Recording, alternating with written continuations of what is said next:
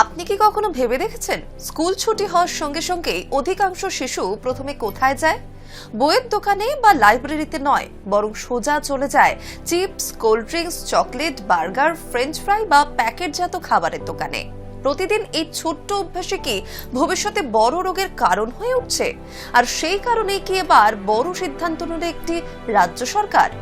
একবার ভাবুন তো, আগামীকাল থেকে স্কুলের সামনে আর চিপস, কোল্ড ড্রিঙ্কস, বার্গার, প্যাকেটজাত স্ন্যাক্স বা জাঙ্ক ফুড বিক্রি হবে না। শুধু বিক্রি নয়, এই খাবারের বিজ্ঞাপনও নিষিদ্ধ।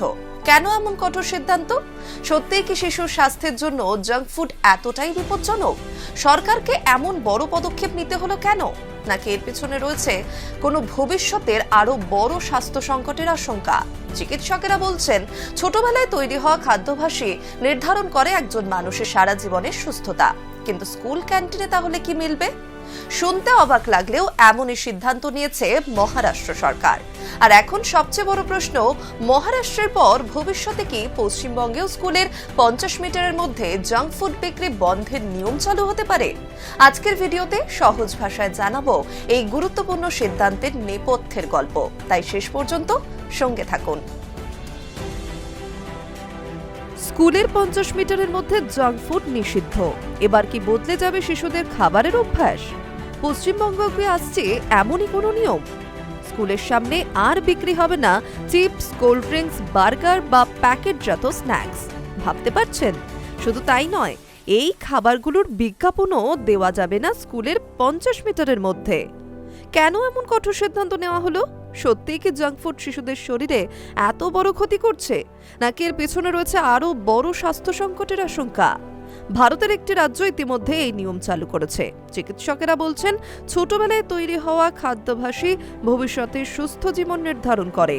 কিন্তু প্রশ্ন হলো, শুধু নিষেধাজ্ঞা দিলেই কি সমস্যার সমাধান হবে? বাচ্চারা তাহলে কি খাবে? স্কুল ক্যান্টিনে কি কি মিলবে? আর এখানে অভিভাবকদের ভূমিকাই বা কি?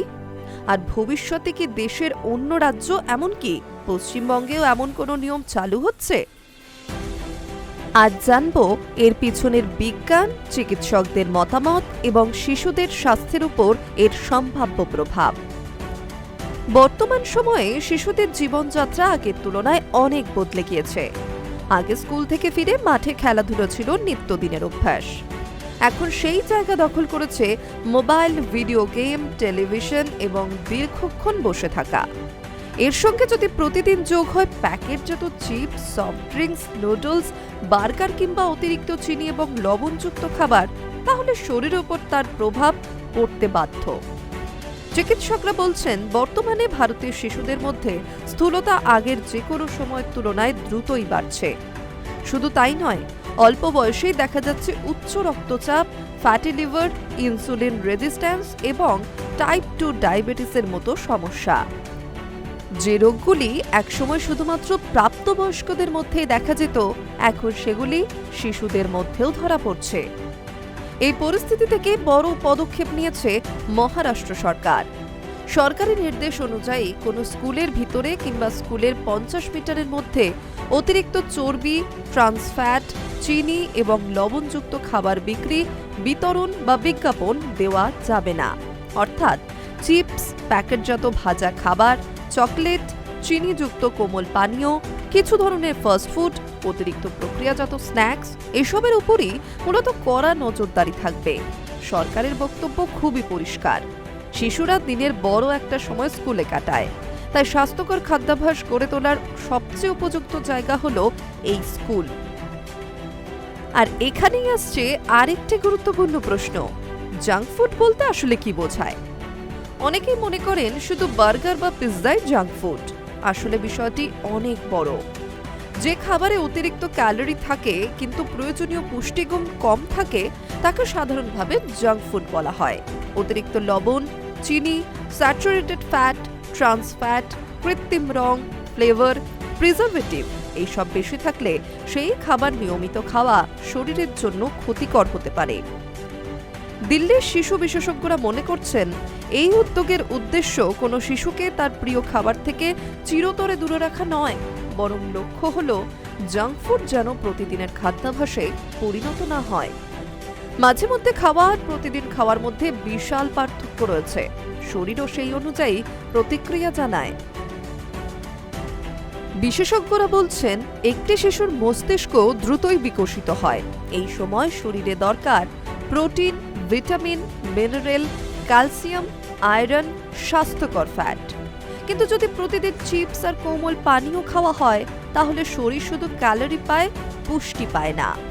ফলে ক্লান্তি বাড়ে, মনোযোগ কমে, স্মৃতিশক্তির উপরও প্রভাব পড়তে পারে। এমনকি পড়াশোনার ফলেও তার প্রতিফলন দেখা দিতে পারে। তাহলে শিশুদের কি খাওয়া উচিত? এই প্রশ্নটা এখন খুবই গুরুত্বপূর্ণ। বিশেষজ্ঞদের পরামর্শ, মৌসুমী ফল, দুধ, দই, বাদাম, ডিম, ছোলা, ঘরে তৈরি খাবার, সবজি, ডাল, সম্পূর্ণ শস্যজাত খাবার। এসব শুধু শরীর নয়, মস্তিষ্কের বিকাশেও গুরুত্বপূর্ণ ভূমিকা পালন করে। তবে এখানেই শেষ নয়। চিকিৎসকরা একটি গুরুত্বপূর্ণ সতর্কবার্তাও দিয়েছেন। তাদের মতে, শুধু জাঙ্ক ফুড নিষিদ্ধ করলেই সমস্যার সমাধান হবে না। কারণ স্কুলের বাইরে যদি স্বাস্থ্যকর খাবারের বিকল্প না থাকে, তাহলে শিশুরা অন্য জায়গা থেকে একই খাবার কিনবে। অর্থাৎ নিয়ম থাকলেও বাস্তবে তার খুব বেশি পরিবর্তন নাও হতে পারে। তাই বিশেষজ্ঞদের মতে 3টি বিষয় একসঙ্গে জরুরি। প্রথমত, সচেতনতা। দ্বিতীয়ত, স্বাস্থ্যকর খাবারের সহজলভ্যতা।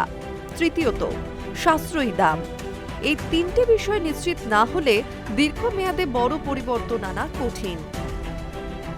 আরও একটি গুরুত্বপূর্ণ বিষয় হলো পরিবার। একজন শিশু যদি স্কুলে স্বাস্থ্যকর খাবার খায় কিন্তু বাড়ি ফিরে প্রতিদিন সফট ড্রিঙ্কস, চিপস বা ফাস্টফুড খায়, তাহলে পুরো উদ্যোগই ব্যর্থ হতে পারে। তাই অভিভাবকদের ভূমিকাও সমান গুরুত্বপূর্ণ এখানে। শিশুরা বড়দের দেখেই শেখে। বাবা মা যদি নিয়মিত স্বাস্থ্যকর খাবার খান, শিশুরাও সেই অভ্যেস করে তোলে। এবার যে প্রশ্নটা আসছে সেটা হলো, এমন নিয়ম কি অন্য রাজ্যেও চালু হতে পারে? এখনো পর্যন্ত এই বিষয়ে কোনো সর্বভারতীয় ঘোষণা হয়নি।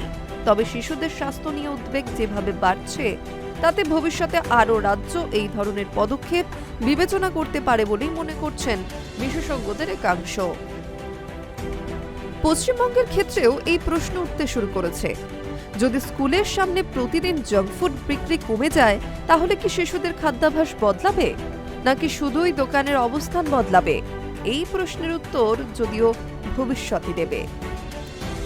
একটি বিষয় কিন্তু নিশ্চিত, শিশুদের স্বাস্থ্য রক্ষা শুধু সরকারের দায়িত্ব নয়। স্কুল, অভিভাবক, খাবার বিক্রেতা, এমনকি সমাজেরও বড় ভূমিকা রয়েছে। কারণ আজকের একটি ছোট অভ্যাসই আগামী দিনের সুস্থ বা অসুস্থ জীবনের ভিত্তি তৈরি করে। সবশেষে বলা যায়, তাহলে কিন্তু প্রশ্ন থেকেই যাচ্ছে, স্কুলের সামনে জাঙ্ক ফুড বন্ধ করলে কি সত্যিই শিশুদের স্বাস্থ্য বদলে যাবে, নাকি তার জন্য পরিবার, স্কুল, সরকার এবং সমাজ সবার সম্মিলিত উদ্যোগ দরকার? শুধু আইন করে কি খাদ্যাভ্যাস বদলানো সম্ভব, নাকি সচেতনতার মাধ্যমেই আসবে প্রকৃত পরিবর্তন? মহারাষ্ট্রের এই সিদ্ধান্ত এখন গোটা দেশের নজরে। এটা যদি সফল হয়, তাহলে ভবিষ্যতে অন্য রাজ্যগুলিও কি একই পথে হাঁটবে? এই প্রশ্নও থাকছে। পশ্চিমবঙ্গেও কি স্কুলের সামনে জাঙ্ক ফুডে কড়াকড়ি দেখা যাবে? এর উত্তর সময় দেবে। তবে একটি বিষয় নিশ্চিত, শিশুদের সুস্থ ভবিষ্যৎ করতে খাদ্যাভ্যাস নিয়ে সচেতন হওয়ার সময় এখনই। এই উদ্যোগ সেই দীর্ঘ পথ চলার একটি গুরুত্বপূর্ণ সূচনা হতে পারে। আর শেষ করার আগে বেশ কিছু প্রশ্ন থাকছে। পশ্চিমবঙ্গেও কি স্কুলের 50 মিটারের মধ্যে জাঙ্ক ফুড বিক্রি নিষিদ্ধ করা উচিত? এই সিদ্ধান্তকে কি আপনি সমর্থন করছেন, নাকি মনে করছেন নিষেধাজ্ঞার বদলে সচেতনতাই হওয়া উচিত সবচেয়ে বড় অস্ত্র? আপনার মতামত জানাতে ভুলবেন না। Hi News network.